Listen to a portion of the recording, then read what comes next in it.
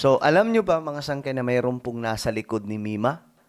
Nung siya po ay, yun na nga, yung nangyari sa kanya, mayroon pong nasa likod niya. Maliban po siyempre sa lagi po natin nakikita sila Boss Mike at iba pa po natin mga kaibigan, mayroon pa pong isa mga sangkay na talagang hands-on, no? Pag-usapan po natin ito kung sinong taong to mga sangkay.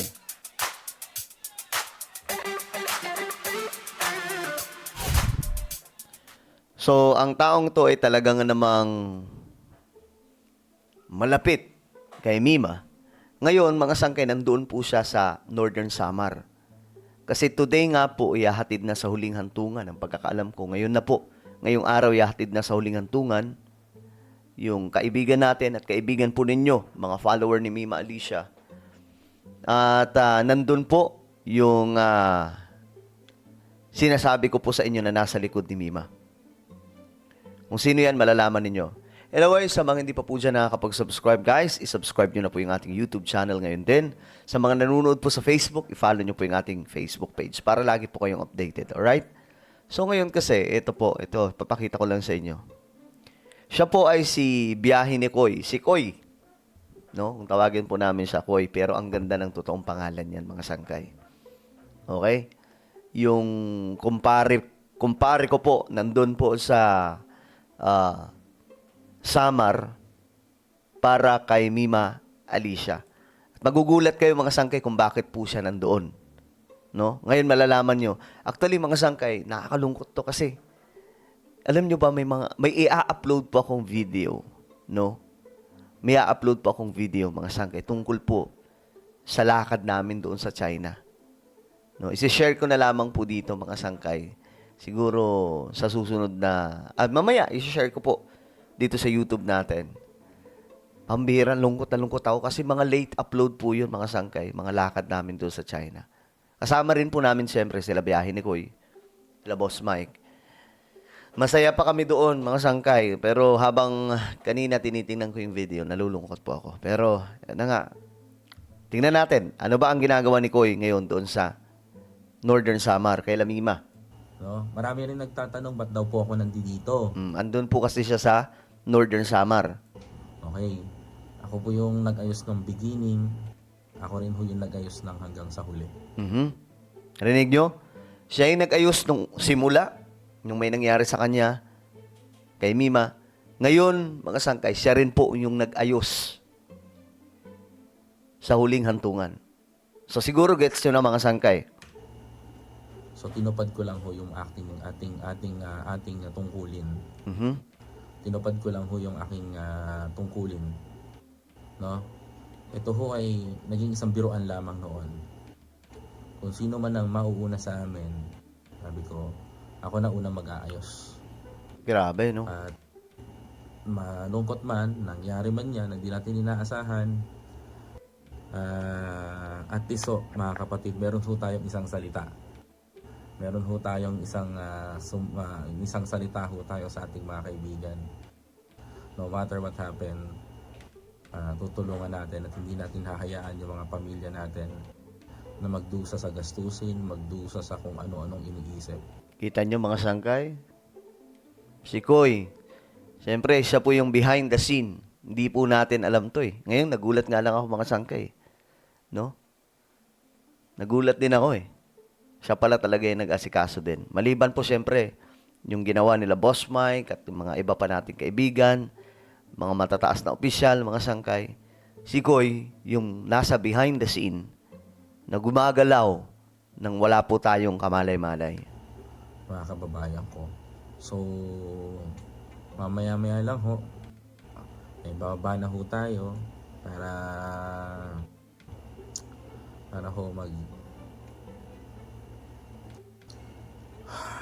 Grabe. final and respect sa ating mga kaibigan. Grabe yung ano niya, mga sangkay, no? Akalungkot. Yan, sa mga taga Northern Samar, maaari ho kayong mamaya makita nyo ho. Maaari ho kayong dumiretso dito sa ganap na 1:00 ng hapon. Eksaktong 2:00, babiyahin na po si Mima patungong simbahan. At pasado alas 3 ng o alas 4 ng hapon, si Mima po ay nandoon na sa kanyang huling hantungan sa isang pribadong sementeryo dito sa Lauang, Northern Samar. Mhm. At sa lahat po ng mga makikiramay na taga rito, maaari ho kayo pumunta ng alauna ng hapon para makasabay ho kayo sa prosesyon ng kanyang libing, mga kababayan. So mamaya papakita ko ho sa inyo, hanggang doon lang ho tayo mamaya sa ilalabas siya, sapagkat hindi ho tayo pwede na na magpakita pa ng ibang So abang-abangan niyo ho, no? May mga raw materials ho tayong gagawin, may mga raw po tayong ilalabas. Besides ho nun, napakarami ho natin ilalabas pa. Okay? Please stand by. Grabe, no? Alam niyo mga sangkay, di ko pa rin akalain na ito na po yung ito yung naging final ni Mima after ilang mga taon na naging vlogger po siya. I think 2022. Mga sangkay nung nag-start po siya. Kasi nag-start po yan sa TikTok. No? Tapos hanggang sa naging YouTuber. Yun yung po yung transition niya. So, bagamat mga sangkay, masakit pero kailangan po talaga natin tanggapin. No, napagtripan po si Mima ng isang grupo. At ngayon, mga sangkay, sooner, no, lalabas na po yun. Kasi, pinoproseso na po ang lahat, mga sangkay. Lalabas na po yun. Magkakaalaman na. May mga hinahabol ngayon, may isa rin pong babaeng hinahabol na siyang sanggang dikit ni Mima at that time. Pero wala po siyang kamalay-malay na dinudugas na daw po pala talaga siya. No? May mga ebidensya, mga sangkay, may mga nakuha, lalong-lalo na po yung mga kautangan. 8 million yung mga utang. Ng kabuuhang utang ng isang grupo, mga sangkay, sa kanya. Hanggang sa pinaano na talaga siya, pinatahimik na po siya. So, para po sa inyong kaalaman, wala pong kinalaman ang politika dito. Kaya nga kaming, nakita nyo naman, mga sangkay, kaming mga kaibigan niya, never kami nagsalita about sa politics na parang inuugnay po namin. Yung mga nagsasalita, yung mga hindi, yung mga kakilala lang na hindi naman po talaga naging dikit ni Mima. No? Alam nyo, minsan po yan tumawag sa akin. At, ayun na nga po, nanghingi po ng advice. Madalas mga sangkay, pag nag-usap kami niyan, manghingi po siya ng advice. Siguro, i-reveal ko na lang sa next vlog, no, yung last call, mga sangkay, namin ni Mima. This year po yun, no? Kaya nga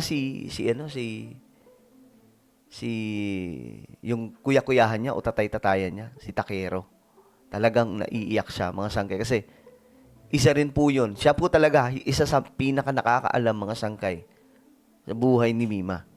No, ngayon, itong si Koy, isa rin po itong sanggang dikit ni Mima, mga sangkay. Momento.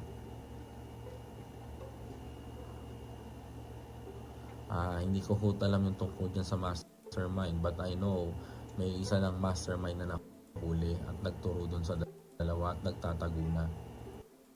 Ayan. Salamat Kuya Idol, maraming salamat. Okay, so, yan po yung latest update natin. Today, alas 2 daw po, dadalhin na po sa huling himlayan si Mima.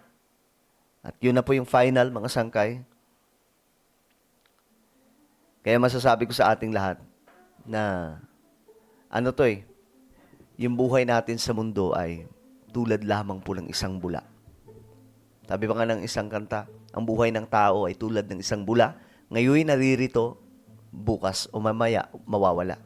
So, ganyan po kaiksi ang buhay natin sa mundo. Pero hindi po tayo nagtatapos doon. May eternity po, mga sangkay, na nag-aabang. Yun po yung pinakadapat pinaghahandaan ng tao. Kasi itong buhay natin dito, lang to? Parang trial card kung saan mo gustong pumunta. Langit o impyerno. Diba? Kung ano ang pipiliin mo, kasi may free will po tayo dito. Kung ano ang magiging desisyon mo, kung ano ang ginawa mo sa mundong ibabaw, yun yung magiging eternidad mo. Kaya nga lang, nag-offer ang Diyos ng kaligtasan sa atin.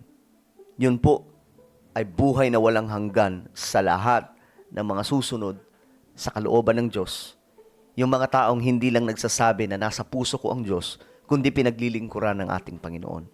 So maging reminder po ito sa ating lahat to serve God faithfully because we are living in this planet for a shorter of time. Maiksi lamang po, mga sangkay. But the Bible says, for to me to live is Christ, and to die is gain. No?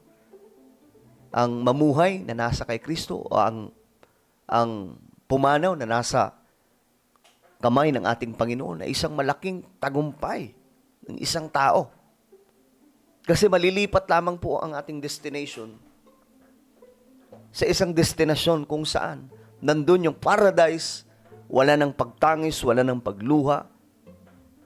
At kapag nangyari na po yung rapture at second coming of Jesus, kasama rin po mga sangkay yung mga pumanaw na naglingkod sa ating Panginoon, nabababa kasama ang ating Panginoon. Bubuhayin silang lahat. So kung gusto mong mapasama sa mga ganong klaseng event, kasama ng ating Panginoon, ngayon pa lang habang nabubuhay po tayo, maglingkod po tayo ng tapat sa ating Panginoon. No? Magsimba tayo kasi bahagi po ang pagsisimba sa isang tinatawag na pagsisilbi o pagiging servant sa ating Panginoon. Yun po yung purpose bakit tayo nilikha ng Diyos eh. Ang purpose kung bakit tayo nilikha ng Diyos is maliban sa ma-enjoy po natin ang buhay natin sa mundo, paglingkuran ng ating Panginoon.